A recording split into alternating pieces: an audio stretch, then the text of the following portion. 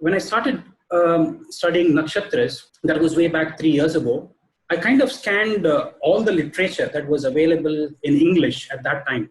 And I must have reviewed, many, many books. After reading most of those books, I almost gave up on my study. And then finally what happened is someone suggested me this book on Nakshatras. And when I started reading this book, I was slowly able to understand the essence of Nakshatras. It was as though I was totally connected with this author. I never had a chance to meet this author. I never corresponded with him. I never interacted with him.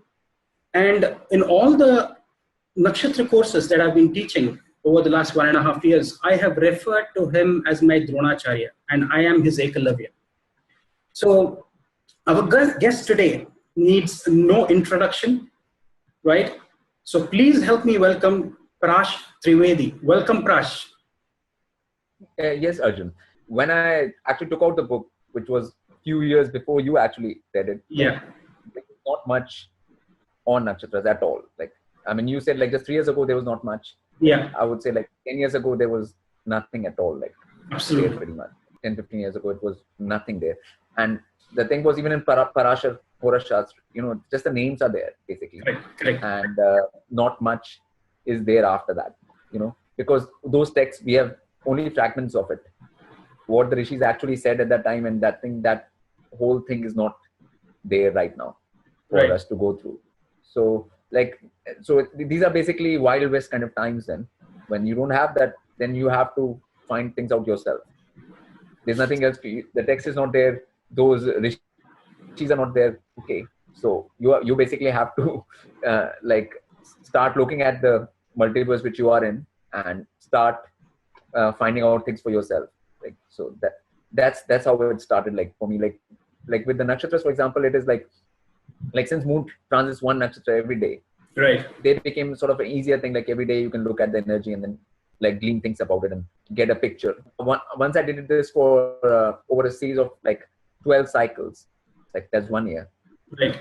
There was enough of a picture forming, for each one.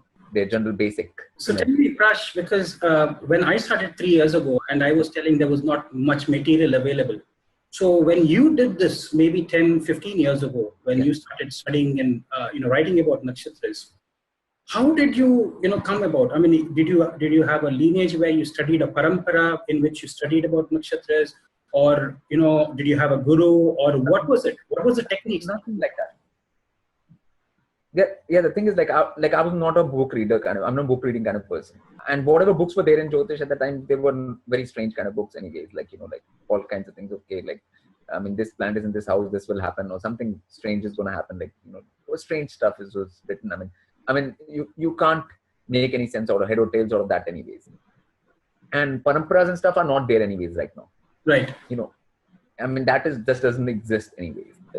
So that's why I said, you have to face the fact that it is Wild West. You'll have to find out things for yourself, I'm saying. If people are saying they're coming from this or that thing, even in Indian classical, they say they're coming from this parampara or that thing. But when they play music, they can't make rainbows happen, or they can't they can't make rain happen or anything like that. So they can't actually do anything. So no matter what parampara you come from, that makes no difference right now. The actual thing is not there. Even in Indian classical or that thing, it's just annoying, it's like mosquitoes are buzzing or something like that. Right. Kind of sound. There's nothing which is happening really. These things have become more of a joke now. So rather than any kind of real serious thing, you're saying. Mm-hmm. Real serious thing can only be an individual initiative now, where an individual takes an initiative to say okay, I'm here, I'm on this planet Earth, and I'm surrounded by this whole thing, and I don't know what it is, and I'm going to try and find out.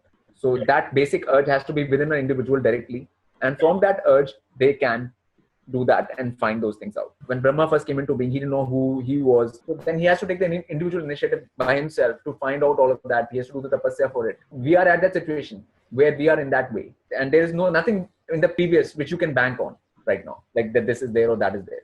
So I took it like that. Right. I didn't go by anything which was there. It is totally finding out for yourself. This is very, very fascinating, because you said 12 cycles of the lunar cycles is what you observe, and that is how you learn. So this is very fascinating.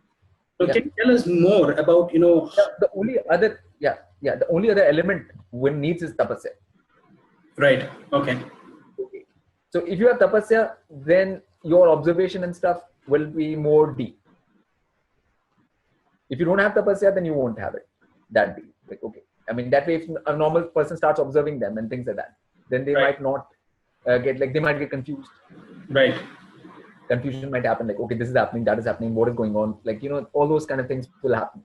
So that's where tapasya is very important. That's why I always stress on the basics. Like, you have to have right food, like you have to have like right posture, right speech, right, lot of right things you have to do first before you can actually start studying anything. Or earlier times, I'll give you an example, Rishikos. When people used to go to rishis, the first 4 or 5 years, the rishis would just make them sit down in a proper posture and just make them do ahs, oos, normal vowels properly for 5 years. For 5 years, they would do nothing but do these center their mouth, center their speech, make sure their ucharan is right, make sure they understand phonetics, make sure they understand these basic things.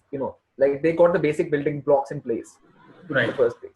Yeah, which is like a basics, and then from there you can do tapasya. Once you have the basics in place and all of that, which is what one should go for, like Jim saying, rather than jumping to tertiaries. Like Jyotish and stuff are tertiary knowledges, like very tertiary. Right. They're not primary. Like primary things are other things, then they're secondary things, then they're tertiary things. But right now people want to jump from tertiary. Yeah, but they don't want to do any basics. Nobody wants to do any basics. Like even if you go to Ayurvedic person or that thing, they'll say, okay, you'll have to have this diet, basic diet or something like that. But people don't want that. That's why they go to the allopathic, because you can eat anything and then take the medicine and you'll be fine, like Jim saying. So there's a general running away from basics and root things, but a plant grows from the root. Yeah. The plant grows from its top or like branches or anything like that. So the whole thing is like, you have to approach the whole thing in a holistic manner. Right. Because like Jyotish is one part of knowledge of which is so many knowledges are there, which is like phonetics, mathematics, so many science and so many things like music, alchemy, numerology, things which are connected to it. Right. If you don't have a broader perspective on it, then you will get boxed in to a small zone. Correct. And then whatever your perception of nakshatras or signs or anything will be limited to that zone. I mean, now people will think, oh, like which nakshatra will make a police officer better and which nakshatra will make a this thing. I mean, just stay at that kind of level. Mrigashira, for example, which is about going to forests and having journey through forests and beautiful places. Mrigashira is about like beautiful places and beautiful nature kind of thing. Like people haven't understood that this, the way you are trying to explain. I think. Yeah. Can you throw more light on it? I mean, when you say Mrigashira, you always think about the head of the deer or the stag. Yeah. So, but there was more to it. So what is that? Yeah, I mean, look, you can see that even the deer stays in forests only. Yeah. So deer stays in nice places like forests, and it stays in a nice kind of way only. Like it is not that thing. So Mrigashira energy, like right now, if people use it for traveling, like okay, so Mrigashira person will be traveling more. Yeah. But then where are they traveling to? They might be traveling to theaters or maybe just going to markets then now, but which will not be the original meaning of the right.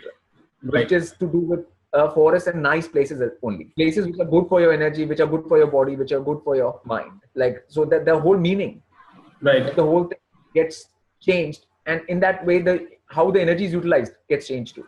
Right. So do you mean to say that suppose moon is transiting Mrigashira Nakshatra, and those days would be good days for you to go into a park, be closer to Mother Earth, enjoy the sunshine and all of that. So you can absorb the energies of Mrigashira better. Yes. For any kind of travel through any nature, Mrigashira is the best thing. Yeah. Fantastic. Yeah. And Rohini is also good for it, but it moves slowly. Rohini moves at a bullock cart pace. Right. I got it. What is the pace of Rohini? Rohini's pace is slowly, like, I don't know if you have ever traveled in a bullock cart or not, but it is a very, very slow thing. Like, in India we always see the bullock carts. Yeah, Mrigashira is quite fast by comparison. There are mythological stories where they say, Rohini Nakshatra was supposed to be or the favorite spouse or the consort of moon, and he spent. I always ask many researchers, and is there something that has got to do with moon transiting Rohini? because of which there is, the nakshatra, the constellation might have a greater gravitational pull, and maybe moon kind of slows down, and it looked to our ancestors as though moon was spending more time in Rohini. Is there some connection like that, or is it something? It's something else. I'll tell you. First, let's go with mythology. Like mythology to me is like my truth. The TH is there, but you just expand the TH, you get truth. My truth. Mythology. Like so, mythology is the only truth we have. Correct. All the things which we are taught in school and science, they all false anyways. Like whatever we are taught in school or whatever we are being taught out there is wrong and false anyways. Mythology is the only truth there is in this multiverse, which actually explains this multiverse and which tells realities about it. Right. So it's now it's called a myth. Myth means something false or not real or something like that. When it is the actual real thing, the only real thing. Okay. So after clearing that up, like the Rohini thing, like I mean, just if you just brought it up, so I'll tell you, like the thing with Rohini is why it is the favorite of the moon and why is it so that thing alluring is because it has moon Venus energies combined. Right. Okay. Now, moon, Venus are what? Moon is a feminine planet. Correct. Venus is a feminine planet. Yeah. So you're double feminine. Right. So that is the most attractive automatically. Where the double feminine has been combined, then that's what makes it attractive. Where that is there, like it will enhance beauty in a feminine way. Correct. The most, like even if you say Pushya, like but Pushya is Saturn, Moon and Saturn. Yeah. Okay. So it can't have that allure of Moon Venus. Pushya has got similar kind of energies, but still it can't be Moon Venus, like you're saying. So again, like in Mrigashira has Moon Mars, right? So that's different. Pushya Nakshatra is auspicious for doing all activities except marriages. So why is that marriages? What is your opinion? What is your interpretation? The word marriage, like the term marriage. Like we have to understand what context are we talking about marriage. Are we talking in a modern context? Are we talking in an Indian context? Are we talking in a Western context? Are we talking in a Vedic context? The word marriage comes from Mars actually. The concept of Mary, which is Mary, which is actually the sea. Right. Okay. So that's why the laws out there are called maritime laws and things like that. But that is a totally different topic. But it comes from that root. Right. And the Mars is the planet, which is that thing. Yeah. And now people won't understand that how is Mars related to oceans? And that thing, the word which is that thing, which are connected to that, is like to do with alchemy, like in the sense like if you have two nadis inside of you, they marry together in the third eye center, your Agya Chakra. Right. Okay, so that's marriage. Okay, of the left and right side of you. Okay. Right. Okay, so I mean, when this word marriage is used, like I'm saying, if people don't know what they're talking about, like the modern concept of marriage, which is the Indian concept, which is like arranged marriage, right? Which was not there in scriptures anyways. Vedic scriptures don't carry anything like arranged marriage anyway.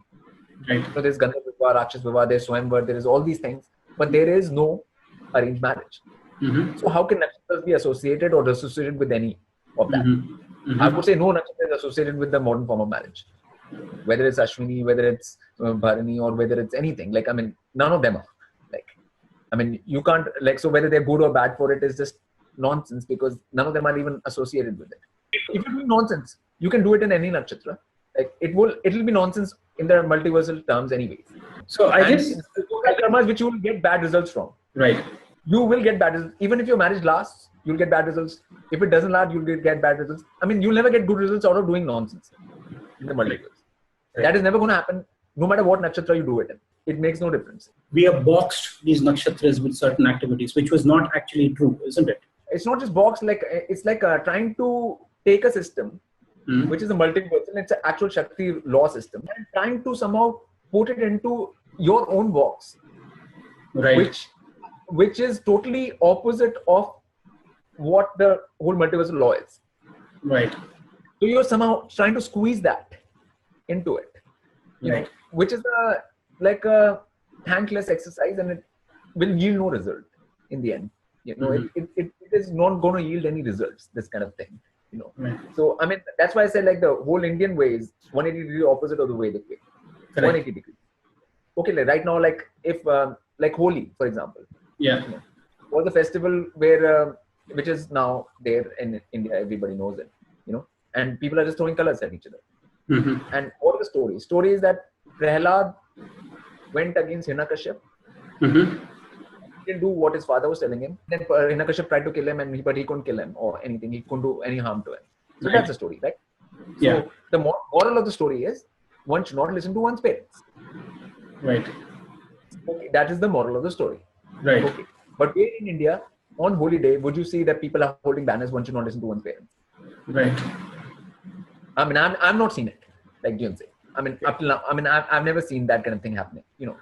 So, Right. I mean, people are, I mean, I don't know what is that to do with throwing colors at each other or eating sweets or people are like hugging each other. I mean, like, what is that got to do with the fact that one should listen to divine, not one's parents? Correct. But then, because Indian way is one has to listen to one's parents. Yeah. Because that is the Indian, that thing, which has got nothing to do with the Vedic way. Yeah. Again, 180 is the opposite. Yeah. Yeah. So, like if your parents are going to hell and their brains have gone crazy and they are like that thing, why would you listen to them? Unless you want to go to hell too. I mean, is there no divine in this multiverse?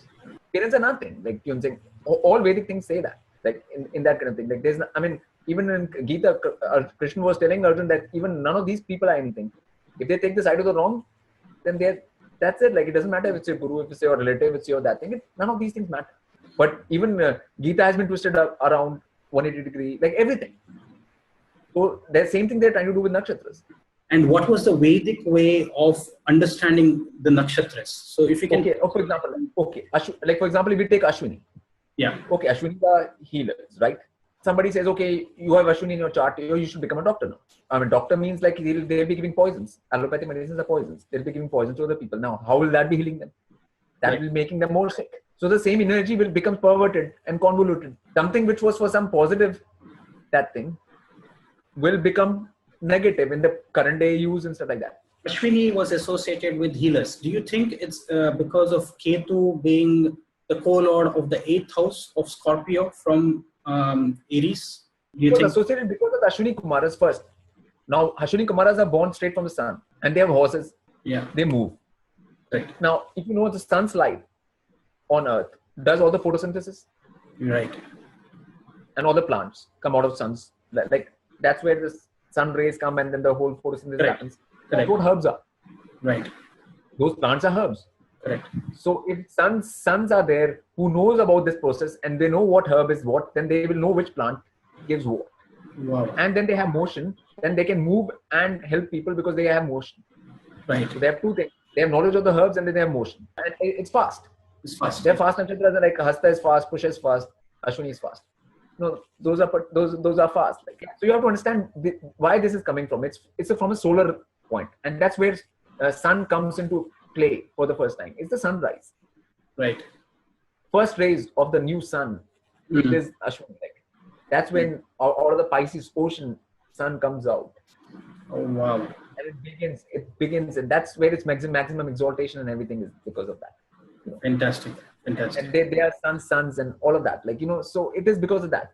If you combine so many things in it, like you will find out why it fits and why it is healing. So, And like, I mean, for people who are shivering the whole night and stuff, it's cold and that thing. When the first sun rays come, it's like warming, some warmth and stuff comes to it. Can you tell me, what is your interpretation? Why do you think Pushya is a Shipra nakshatra? Is there any interpretation, or do you have any ways to think why Pushya?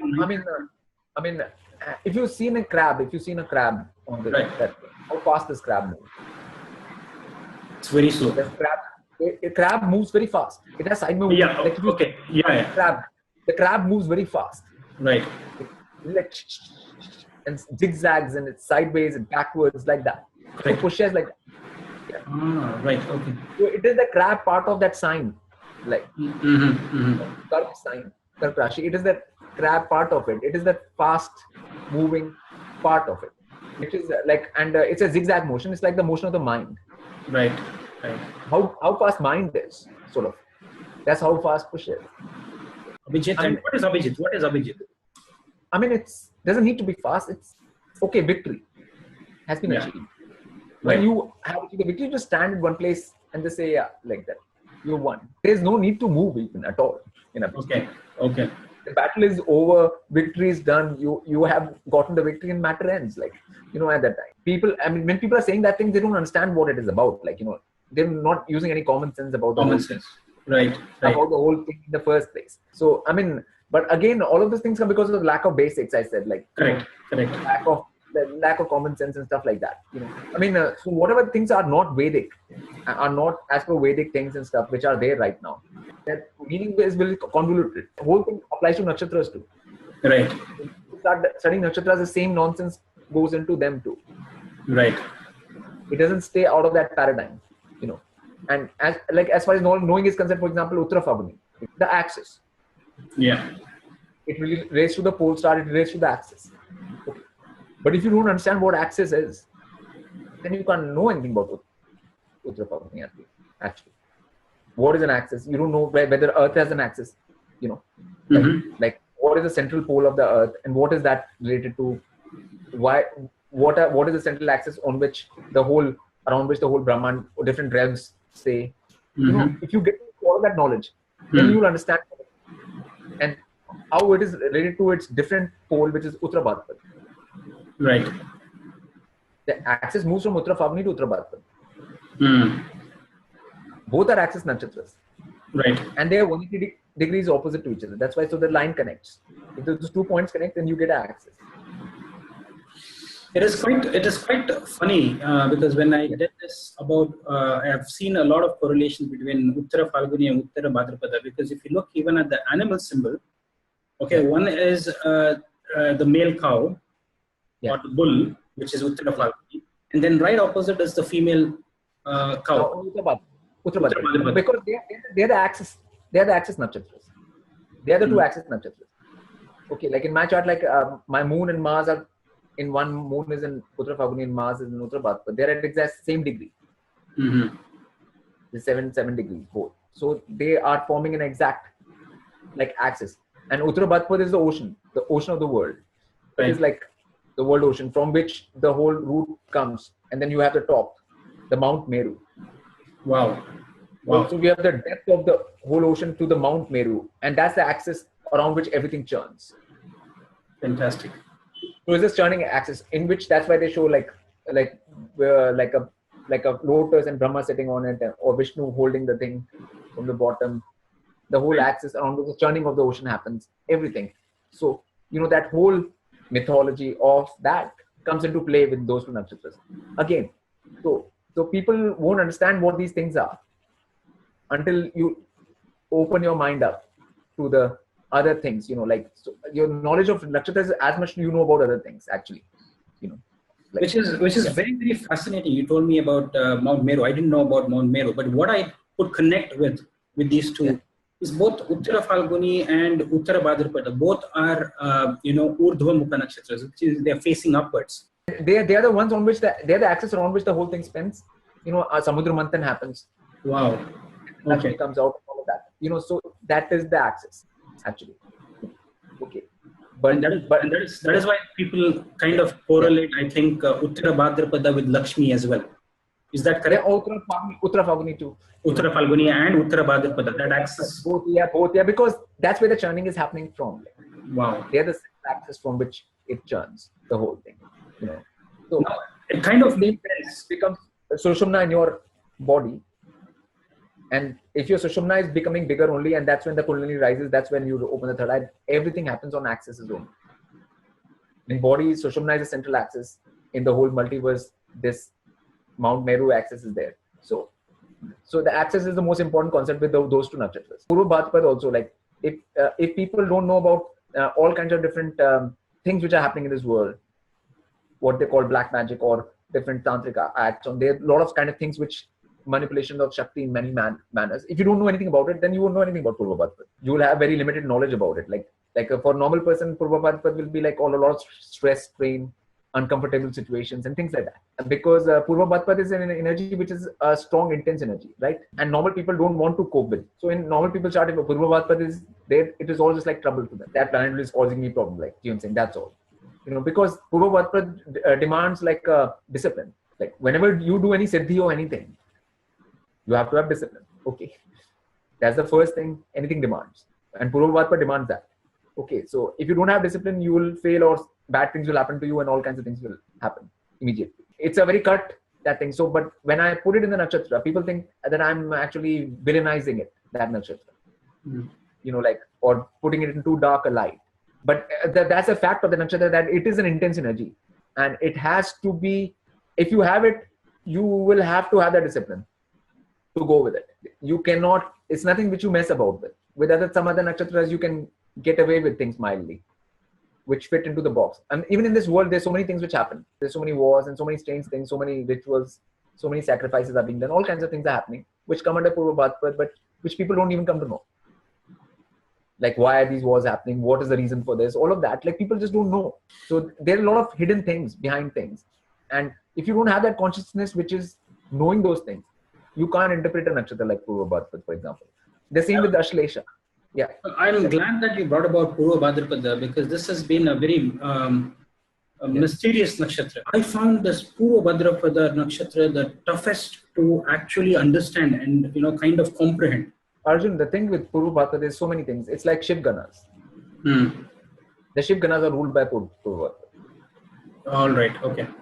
No, Shiv Ganas are all scary things for normal people. Like, Shiv Ganas are the most scary things. Like, okay, the ghouls, the Budh, he was called as Budhna. All those things, all those things are come under Purva Bhadrapada now. Okay. Right.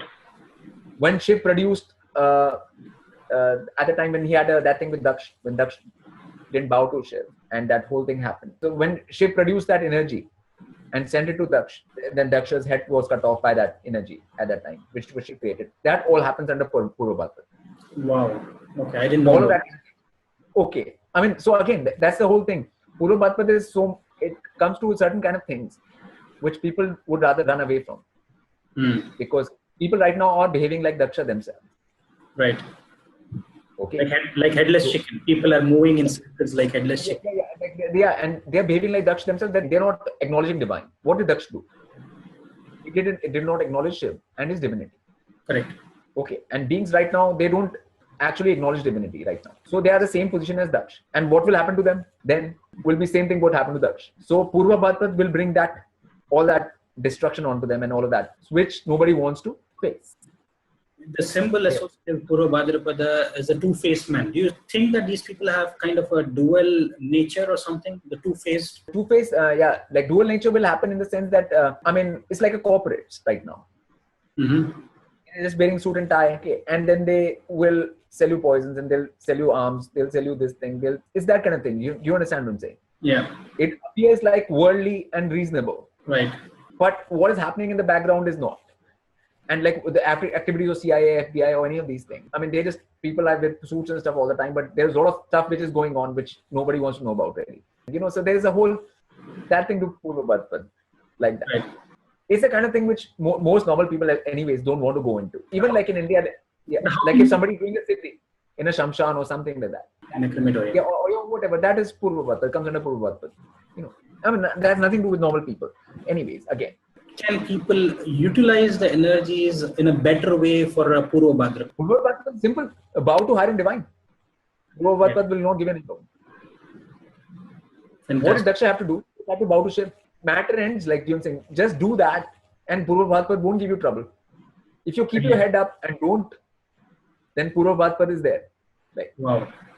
Yeah, so it's a very simple thing. The things are very simple actually, but again, people don't do that. So like to understand Shiv and its divinity and that thing and all of that requires some kind of sense as well, which people don't have right now. They think Shiv is some, like they're going to some temples. They don't even know anything about Shiv. Like Indians go to Shiv temples all the time, but they don't know anything about Shiv. They don't understand what a third eye open thing is like or whatever. They have no idea of these things. So like they will not even come to know. Like, so all their worship is fake worship.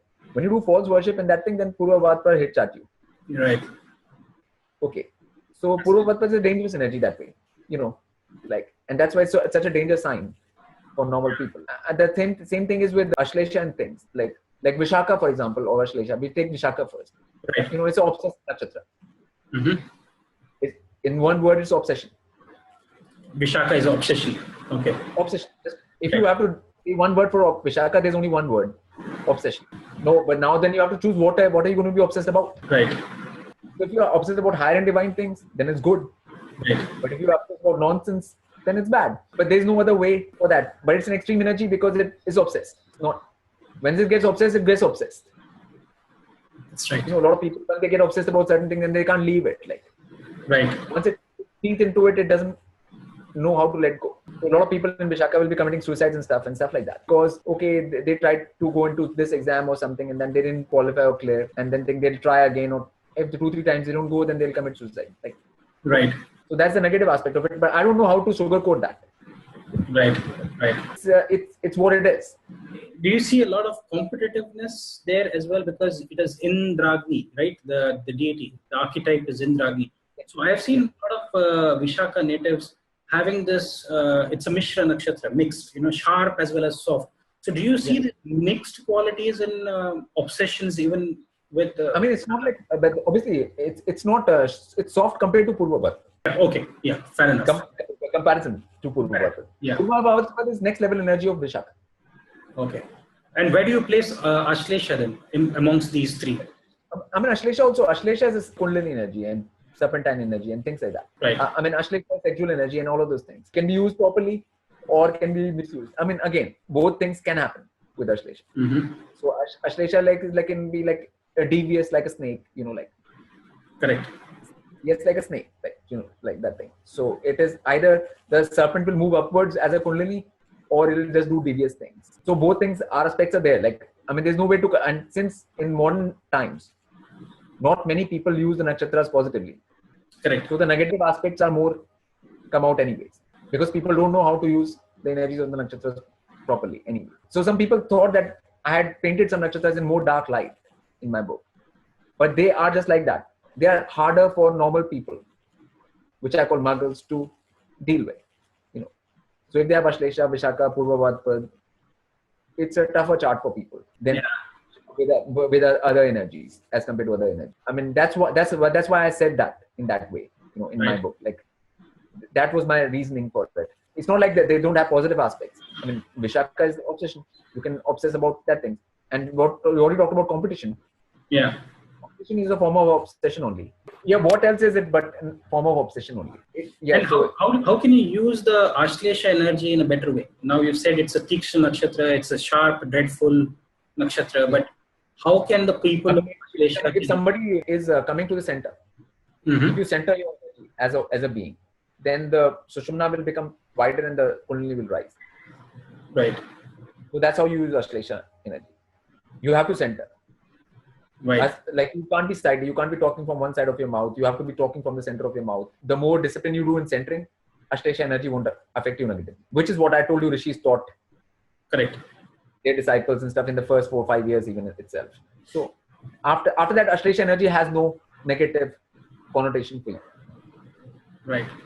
And you also stressed on phonetics. Phonetics is very, very important. So how have you used phonetics? For example, talking about Swati Nakshatra. How do you use phonetics in Swati Nakshatra? Okay, Swati, let's say so many things. Swati is, okay, it's related to Saraswati because just by name straight.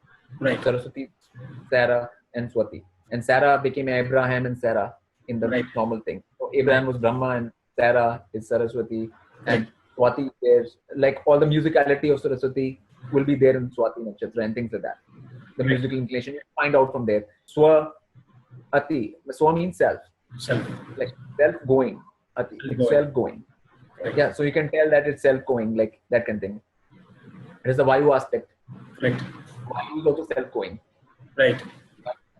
In that way. And then the whole thing about phonetics is each nakshatra is connected to some sounds. So if the Pa sound is there with P sound is there with Uttara Phalguni. Right.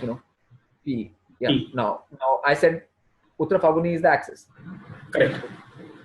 Now P, the letter P is axis anyway. Pole. Right. The word pole comes from P only. P, correct. And P is like one line and a circle around it. Now the circle rotates around the line. Right. So it's the axis and that circle rotating around it. That's what P is. And it is connected with Uttara Phalguni. It's not a random thing. So for example, if you take any sound like Ra sound, like Ra is the sun in Egyptians. Egyptians. Okay. And in the Vedic thing, what is Ram? The same thing becomes Ram. Ram came from what? The line of the Sun Kings. Sun. Yeah. Suryavanshi Sun Kings. Or the same Sun Kings in Egypt are Ra. Amun-Ra. Ram. Yeah, Amun-Ra, Ra. Yeah, which is the same thing. It's the same thing, actually. Yeah. And R is a rotation. Right. The letter R is in Sanskrit also is Ra, and in English also it's a rotation. The same rotation. And that rotation is from light to matter. Wow. When you rotate light, you get into matter. Fantastic. Matter is nothing but rotating light. That is the concept of, that's how sun makes matter, or sunlight creates photosynthesis, becomes food. That rotation of a straight light into that thing. So, I mean, these things, like if you say Ka, for example, Ka. Yeah. Ka is charge. Ka means charge. You know, that's what it's the first letter of the Devanagari Sanskrit. Ka, ka, ka, ka. So Ka is charge. And like if you say Ba, for example, Ba, B, it's vehicle. Ba means vehicle. And that's where the word Kabbalah. Spirit is the amount of coherent charge in any being. Amount of spirit any being has is the amount of coherent charge they have. Coherent. You know, but the Ka thing is always charge. If you don't understand phonetics and the root meanings of words and terms, and you're trying to understand nakshatras, you're not going anywhere. Again, I'm just giving you an example. Correct. Like if you don't understand the things from so many different other angles, Absolutely. you can't study nakshatras. So, like, study of nakshatras or Jyotish is not a study of Jyotish or nakshatras. It's study of everything as a whole. Right. Yeah. And if you have that knowledge as a whole of different things, then you can include in nakshatras. In the nakshatra book, I just gave it's like a trailer. Yeah. My nakshatra to a movie, right? It's like a trailer. I'm giving you a little bit of hints. And when can we see the movie? When can we see the whole movie? So when are you going to come with a head-time movie? That is entertaining. Yeah, the movie is like, as a whole, like, I mean, my whole life. I'll live my lifestyle like that movie. You know, Right. if somebody goes to my Lotus channel, YouTube channel and stuff, like, they'll see a movie. Like, they'll see all kinds of things. Which is, or if they read my vlogs or things like that, like, then that is a whole lot of different aspects to it.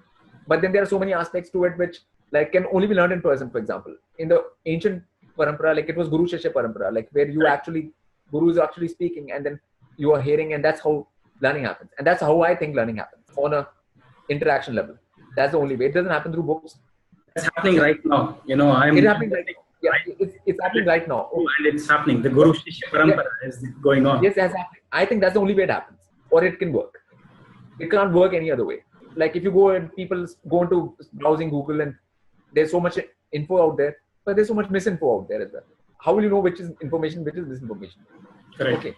And I think the same with books, same with everything, all of that. You know, so something which is like when Guru and that thing, Shishya Parama, everything happened from an actual real basis, like from basics are strengthened, then you are given that thing, then you're given discernment, then you're given all of these things, and then accordingly things happen. You know, like, I mean, even in the book, that's why I didn't reveal much information in that book.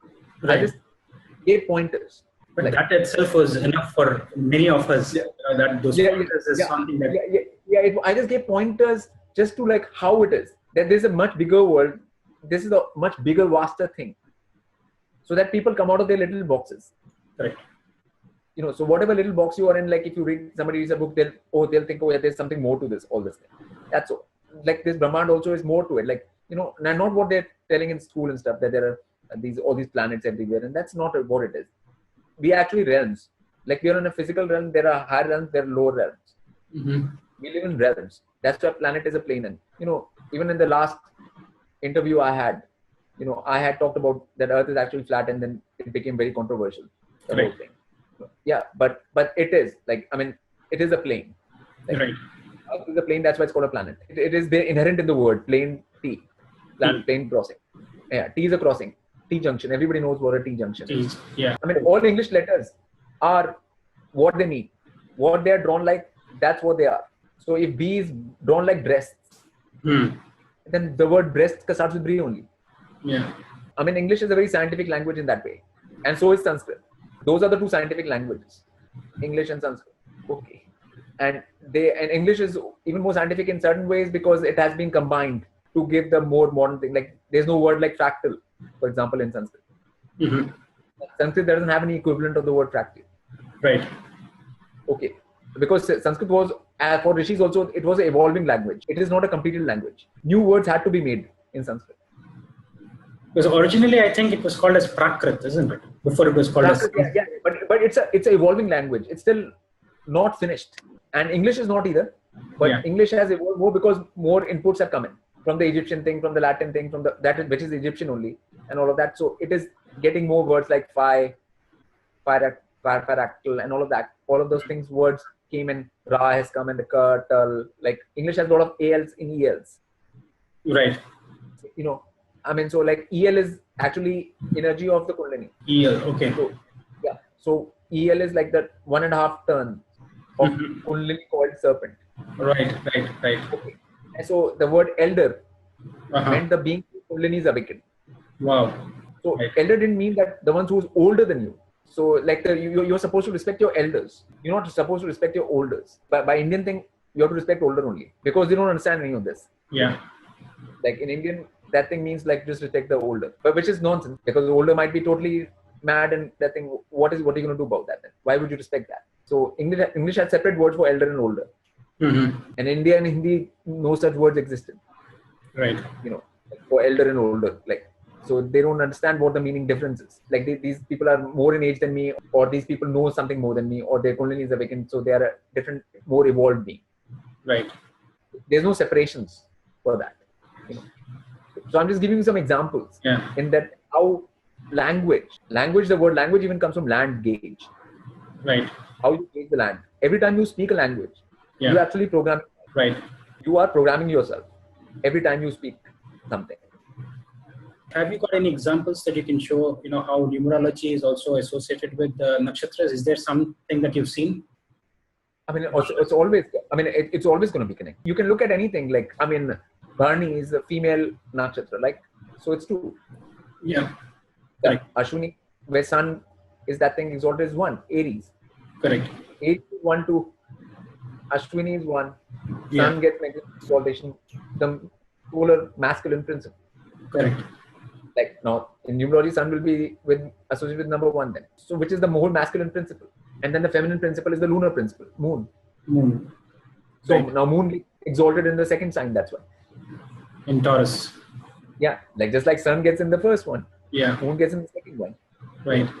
And the nakshatra which is there, Rohini, which is moon, that thing. Yeah. Which is what number is like Rohini? Number 4. Number 4, okay. So 1, 2 becoming 4. Right. Everybody likes that. Yeah. Everybody wants 1, 2 to become 4, to become 8, to become. Everybody wants that in 1 to 4. Like 1 to 4. Yeah, 1 to 4. Rohini gives that. Like so, that's why. Like you understand. Like you know what I'm saying. Like so. So the numbers will never that thing. Right. You go to the numbers, you will get to the picture of that thing. Right. If Mrigashira is creative, then it's got the 5 energy in it. It's the 5th nakshatra. Which one? Mrigashira, yeah, 5. Yeah. Mrigashira is the 5th. Like so, then it'll automatically be creative. 5th house of creativity. 5th house of creativity. So the 5th house, the same thing. Like all of that will keep on coming. These things will never not combine with each other perfectly. Coming to Ardra, which is the number 6. Yeah. And the axis of Ardra and Mula. Mula, they say, is the center of our galaxy. So have you seen anything, because you talked about the axis of Uttara Bhadrapada and Uttara Phalguni. What is this axis of, because you see the male dog and the female dog, Mula and Ardra. So is there some connection? This axis is where the souls come in from and out from. Wow. Because Ardra is Betelgeuse. Like Betelgeuse, that is Orion, yeah. Orion and center of gravity. Right. It is the axis on which souls enter and leave. Wow. Earth plane. Yeah, and that's why the Egyptians had so much attention on Orion. Yeah. Egyptians had everything. Pharaohs had the pyramids pointing towards Orion and Sirius. So they want their soul to immediately go through Orion out. Because they didn't want rebirth, which is they don't want like cycle of birth and death. So once they want out to the higher planes or the immortal world. They don't want to come back. So these are gates. These are called two gates: Orion gate and the Mula gate. There are 2 gates, and that's a Shiv Kali counterpart. Like Shiv will be Ardra and Kali will be. Whole Shiv Kali energy is active in those things. And Ardra creates chaos and commotion and things like that, which people associate with 6,000. People don't like 6,000 in a chart, that's why. It's the same kind of thing, you know. So people don't like that much, like you're saying. But it is necessary energy. You know? Right. And it is charge as well. There's a charge and electric charge, that thing, you know. And for example, like I have like my Venus and Ardra and things. Right. So I only like electrical, that thing. I only play electric guitar and play electric stuff only. Because to me it's like a Shiv thing. Electricity shifts. Right. So that is the whole thing. So Ardra has its own that thing in that way. Like, and the Orion connection is there. I mean, there are a lot of layers to each nakshatra like that, which you can go into. Like more and more, depends on how much you know. How much do you actually know about the multiverse you are living in? Which people know very little right now. People have a very little idea of where they are. So that's why the whole discussion with nakshatras becomes very difficult. Correct. Because the lack of knowledge in all associated, science is not there properly. People don't know why Vishnu is holding a conch in his hand. Yeah. Like, he's holding a conch in his hand because conch has golden ratio. It's a golden ring spiral. Yeah, so it's 5 ratio. Is there. Yeah. Which is what the nature works on. So if they have that image, they will not even understand what that means. Like, you know, the symbology. The thing is that without the science, without the actual knowing, and without that thing, one can't understand nakshatras like rishis understood that. So do you see a connection with what you mentioned about 5 and this a pattern that you see in the 5? Is there any connection with Punarvasu? Because that is again about repetition, isn't it? Patterns repeating. So it is exactly. Yeah. Like it is coming back to the thing like a boomerang. Yeah. You throw the boomerang, it comes back to you. You know. So you throw good karmas will come back to you. You throw bad karmas will come back. Yeah. Punarvasu is like that thing, repetition. Right. Punar, and good again. Good again. Punar, good again. So it's like a change of direction, like you can say. Like if you were going down a downward path, you stop and you change direction. Right. Towards an upward path, like you can say. Correct. I mean, even Daksha made that change. Mm-hmm. Once his head got cut off, yeah, and he was humiliated. He made the change after that. He did bow to Shiv afterwards. Right. Punarvasu is that, which happens after Ardra only. Yeah. Because in Ardra, all the fighting happens. Yeah, all that thing happens, and then Punarvasu is that thing which comes out of that. You know, the final result, which comes out of that. Yeah. Interesting. Yeah, and the 5 ratio is definitely connected with both those nakshatras, Ardra and Punarvasu, in that way. Yeah. All right. Okay. Both Ardra as well as Punarvasu. Okay. Yeah. So it will be connected to both. Yeah. I mean. No, I wanted to ask you another question that when you look at all the nakshatras, okay, the 27 nakshatras that we have, every nakshatra has a male and a female counterpart, except for one nakshatra, which is Uttara, which is a male mongoose. It doesn't have a female counterpart. Is there any way that we can interpret this? What is your interpretation, Prash? How do you see Uttara as a nakshatra? Okay, there are 2 ways we can see it first. Like, okay, Uttara is another animal which I associate with it is elephant. Yeah. Okay, now elephant has male, female both. So that aspect is there. Uttara is mostly about victory of divine over evil, good over bad, and that is its basic that thing. Victory over good over evil or good over bad or things like that. Sure. But for that, one has to have an understanding of what is good and what is bad. But right now, people don't know what is good or what is bad. Right now, like Uttara game will become just cops and robbers. Cops are the good guys and robbers are the bad guys. But robbers might be the good guys. Who knows? What if cops are the bad guys? Right. I mean, Uttara only works through divine judgment. Right. So divine decides what is good, what is bad. Right. Not people or the human laws or man-made laws deciding this kind of thing. So Uttara is about like dharma as a whole from divine. Right. Not man-made laws. But if you connect Uttara with man-made laws, then you will create cycle. Got it. Yeah, people will think, oh no, you have to follow the law, you have to follow this, you have to follow this, you have to follow that. So Uttara people will be just doing that in this world, you know, like about this thing. But when it is not about this, real Uttara is about what is the divine law. Like how Krishna told to Arjun, like if you do as per what I'm telling you, then that is the right thing, but not by his own sense of it. Right. Arjun had his own sense of righteousness. Yeah. Which was not the real righteousness. Yeah. Okay, so that's what Krishna educates him about what the real righteousness is. So that's Uttara actually. What about Purva, its predecessor? How do you see that? Very oceanic energy. Apa energy. Apa. Like which is Aphrodite. Aphrodite. Yeah. Yeah, which is why Venus is there. Mm. Venus is Aphrodite. Correct. So Venusian energy is there, and Venus always gets that thing. If it gets Jupiter base, it gets better. Mm. In Purva Shara, if you know, Venus and Jupiter are combining. Yeah. Jupiter is sign and Venus is Nakshatra. Okay. And where does Venus get maximum exaltation? Pisces. Pisces, which is Jupiter sign. Jupiter. So when the two gurus meet, like so, Purva Shara will have a lot of that thing. Both gurus are together. Yeah. Shukracharya as well as Brahaspati. And both gurus are together. It creates a lot of that kind of energy, like very upbeat, very loud, very vociferous, it is totally out and about and loud nakshatra. Guru Shukracharya was the preceptor of the Asuras and Brahaspati was of the Devas. So do you see when the two gurus come together in Purva Shada, they kind of give you these, pull or in different directions? Is there some connotation like that, or is there? No, it is amplified. It's amplified. It's not like that. In this, Venus rules. Oh, Venus rules. Jupiter provides the base and Venus rules in Purva Shada. So that is how you look at every nakshatra. Is you take the Rashi, the zodiac as the base as the base. Then the nakshatra is the ruler. Right. Nakshatra, that thing is ruler. Right. Yeah. Jupiter is the ocean, like Pisces, like ocean. And the waves are there, and the goddess is surfing on the waves. Wow. So that is Aphrodite. Right. Right. Yeah. So that's Lakshmi as well. That whole Venusian thing comes on top of it. So the roles are very clear in both. Who is where? That makes it three nakshatras. We talked about Uttara Bhadra, we talked about Uttara Phalguni, and now we're talking about Purva Shada. Again, the Lakshmi energy. And surprisingly, you see many charts I've seen of, the super wealthy.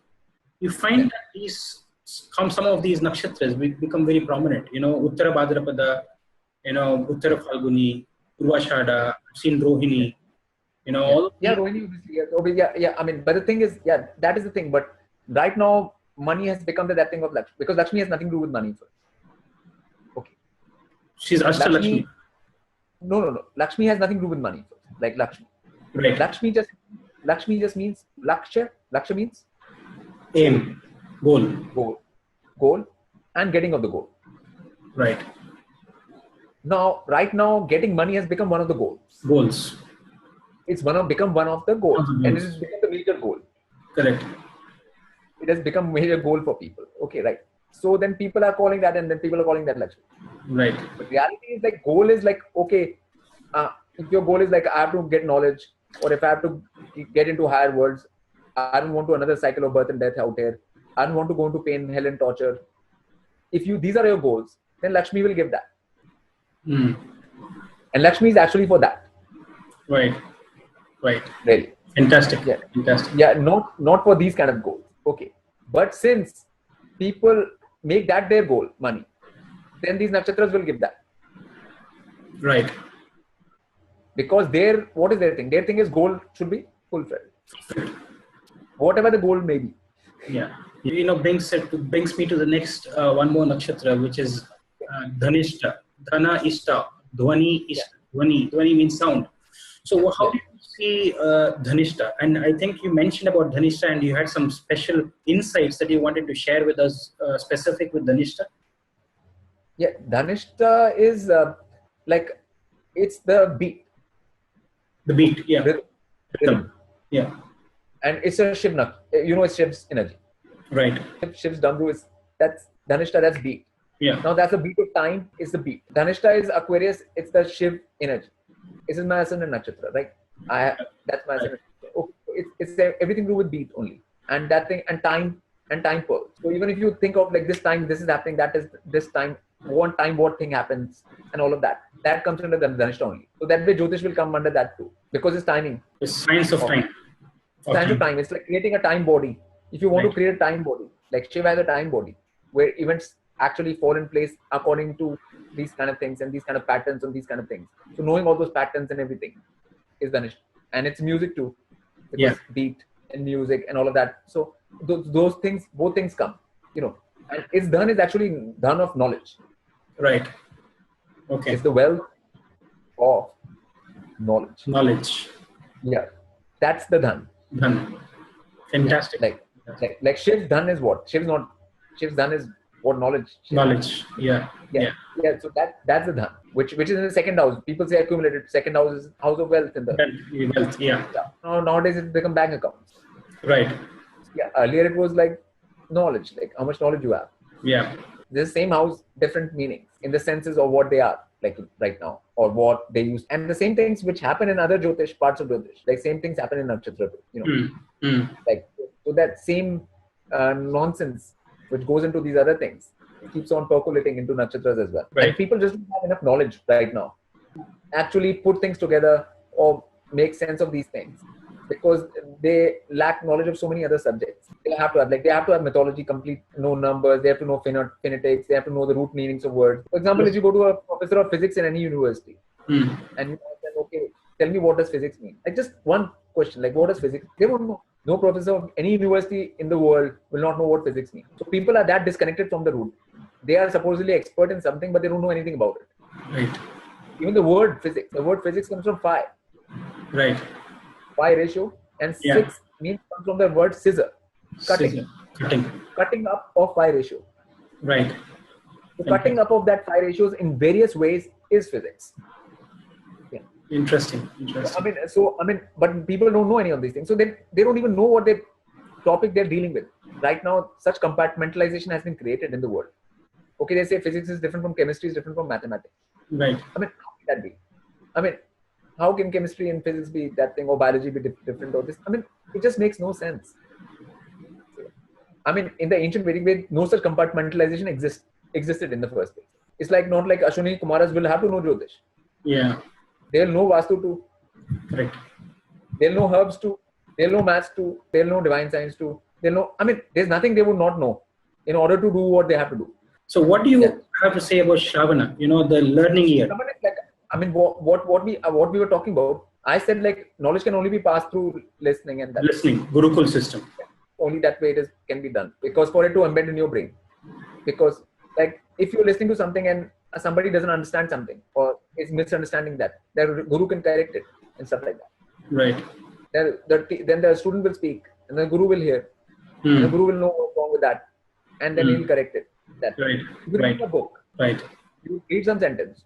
Now you can interpret it any which way you want, and there's nobody there to correct you. You are just with yourself then from that point. That way things can't really happen really. So and the Shravan is the most. That's the learning, and it is Capricorn, right? It's actual real learning, practical learning. Practical learning. It's practical. It's commonsensical. It's practical. It's where Saturn is there. It has to be actually real. If you don't have the Shravan process, if you have not gone through the whole that thing, you can't put that into action or put that into process. People are not good listeners these days. Anyways, people need something very fast. Their listening capacity is not there as a whole. That brings me to like when Shiv was talking to Parvati. Then he would be talking for like thousands of years. Now she has to listen for thousands of years, and that's where Parashar and stuff, a lot of got their knowledge of Jyotish from. Like even Parashar Hora Shastra, if you say the first that thing, it starts with Shiv spoke to Parvati. Yeah, that's correct. Yeah, that's how it starts. Like Shiv spoke, like so that the listening ability has to be there. So that's why Shiv can be Guru of Parvati only, like who can listen for that long. Like people like will fall asleep right now if somebody starts speaking and that thing, and if they keep on going deeper, then within half an hour, 2 hours, they'll fall asleep. It'll be too much for them. That's where the listening. It's a Vishnu thing is like it's eternal listening all the time. Like Vishnu can always listen. He's lying on his that thing, but he never falls asleep. Even though he's lying on bed, he doesn't fall asleep.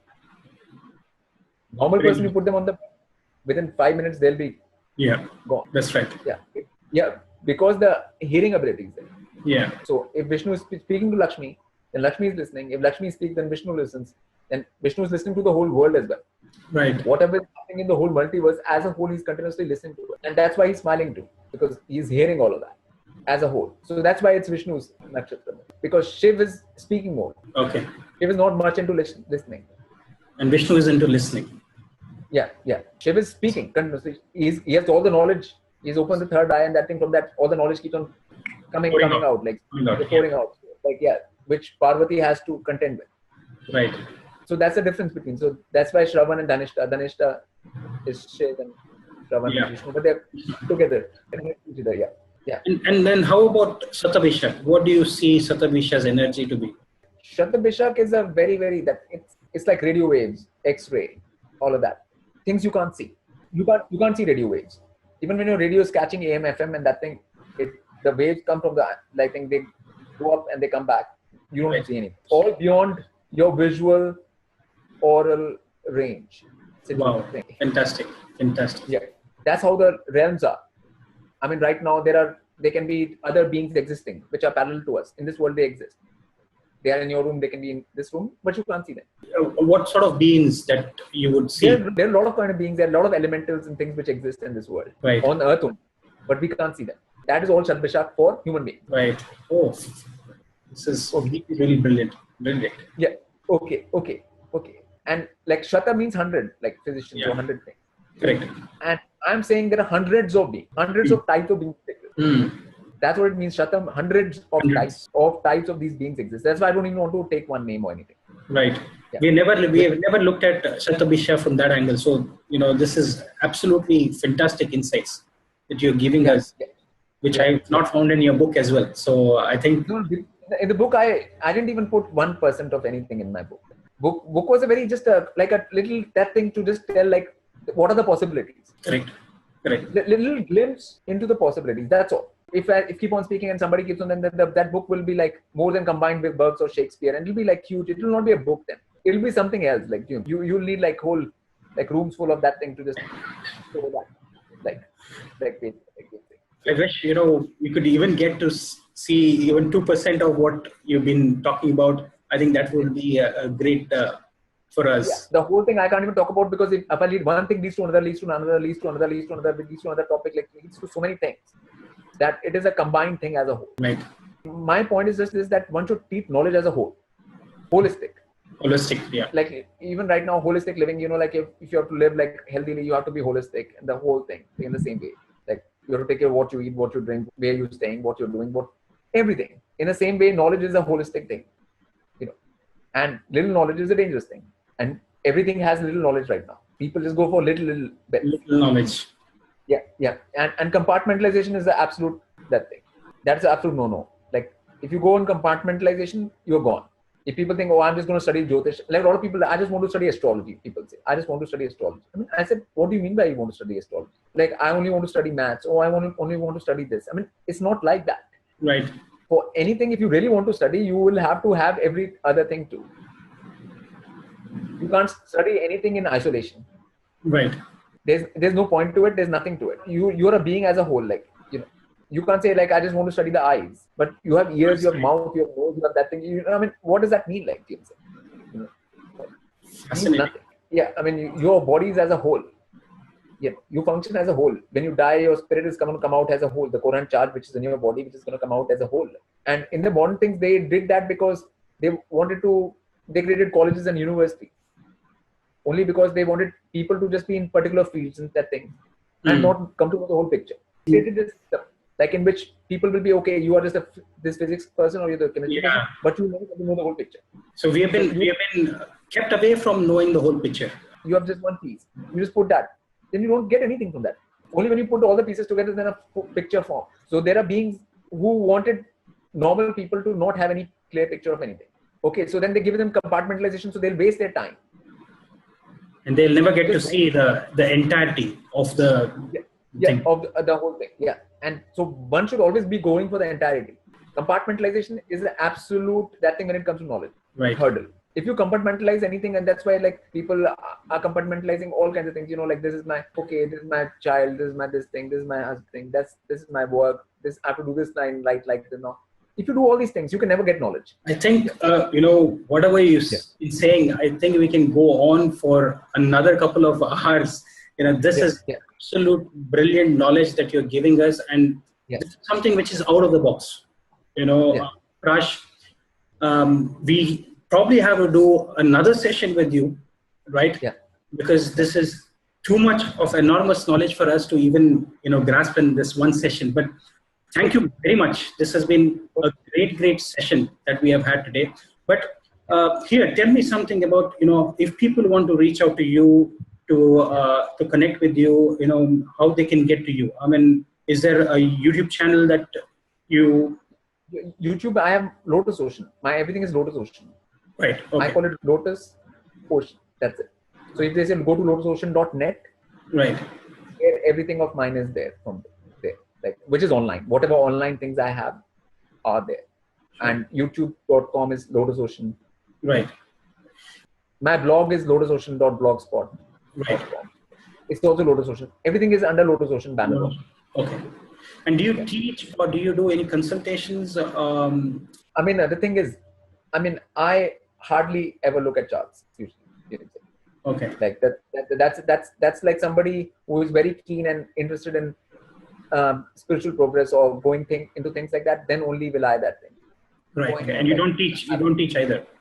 And teaching also not like, we had a course, beginner Jyotish course or something, which was there.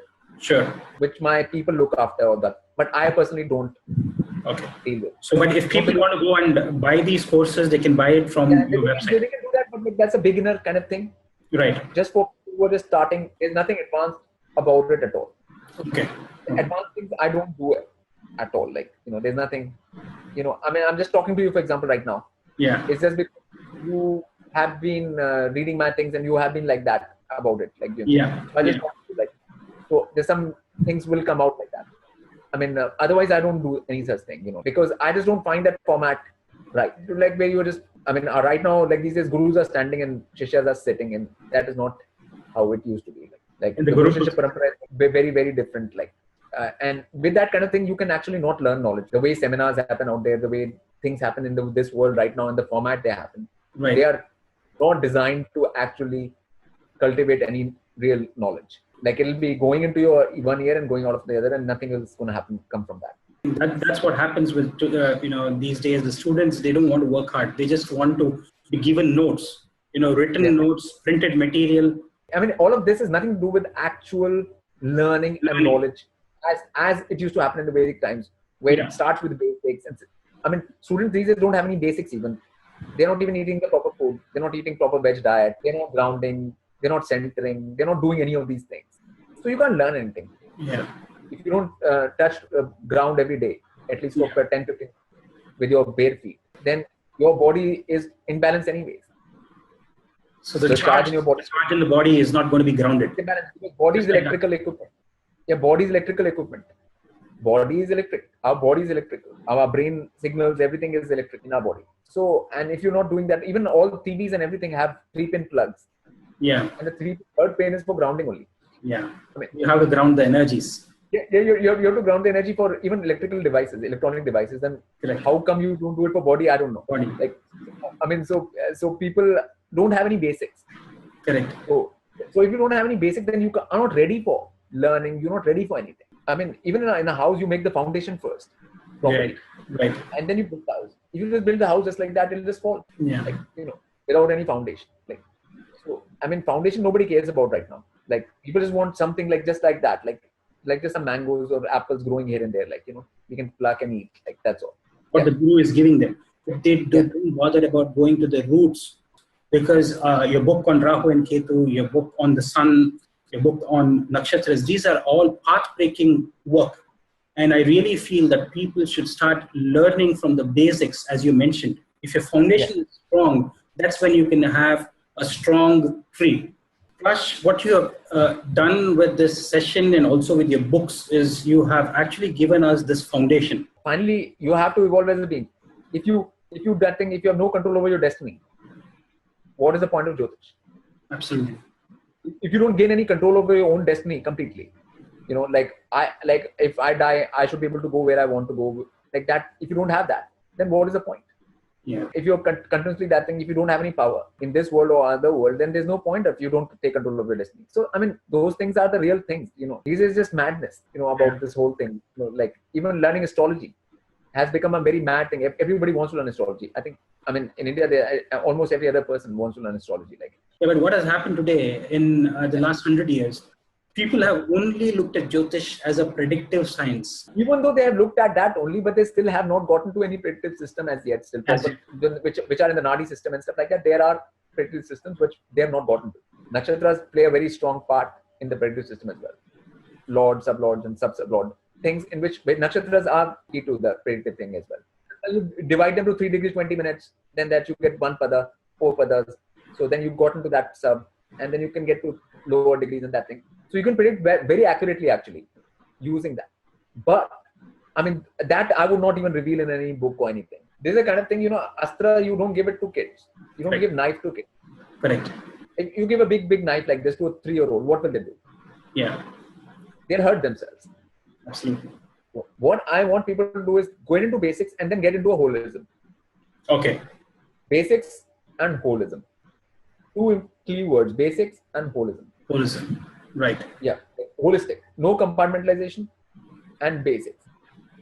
Those things. And that's how you come to know more about nakshatras. And people, if they come out to know about nakshatras or any other thing, I'll be happy about it. Wow. Yeah. And that is the only way to do it. Without getting confused, without getting into all kinds of problems. That's what I'm saying that. And I've done it myself. Right. For myself. So I'm the proof of that it can be done. It's not like I'm just speaking this without doing something first. I have applied that, and that's what works. Other things do not work. Like all of your listeners or whosoever, they should understand that and try to apply that into their lives. The basics into their lives and things like that. So if they're actually serious about it. Yeah. No, I think, Prash, we have had such a wonderful discussion today. I must really, really thank you. This was so valuable information. I don't think we would have got this information from, reading from books. People can take this cue that you have been telling about, how to study, how to learn, how to master, how to even connect with these nakshatras by simple means, like phonetics. You said symbols, you said, numerology, numbers, all these systems. Real science. Real mathematics. So real science, real mathematics, and connection with nature is most important. Yes. If you don't connect with nature, there's no nakshatras which exist even anymore. This is very, very, I think this is the most important. People who are studying nakshatras actually have never even seen a nakshatra. They have never even gone, they have not seen Orion, they have not seen Betelgeuse, they have not seen that thing. They have not even seen the stars or Spica or any of these things. Yeah. They won't even know where in the sky these things are actually. Correct. So then it makes up for a very laughable sort of situation. Like you have not any personal experience of it, the whole thing. Yes. For example, like the same thing, cow. Like if somebody who has not gone on a bullock cart, will never understand rowing. Yeah. You have had to travel in that one time to know what that pace is. So I mean, there's these connections which you have to that thing. I mean, if somebody has not dealt with cows, directly, then they won't understand what Pushya and Rohini is about. Absolutely. Both those nakshatras you can understand. Okay, and then again Uttara Bhadrapada you will have trouble understanding too. Uttara Phalguni too. All the cows, the cow element. So how they are, and if you not spend any time with cows and stuff, then you will have. And so nature is there. Like you have to connect to it, like you said. Absolutely fantastic. And I would like to really thank you spending your precious time and sharing this knowledge with us. Prash, we'll get you back again. Another time to speak about another topic on nakshatras. Whenever the time you have the time. Okay, that's fine. Then not a problem. So thank you very much. For coming, and namaste. Thank you.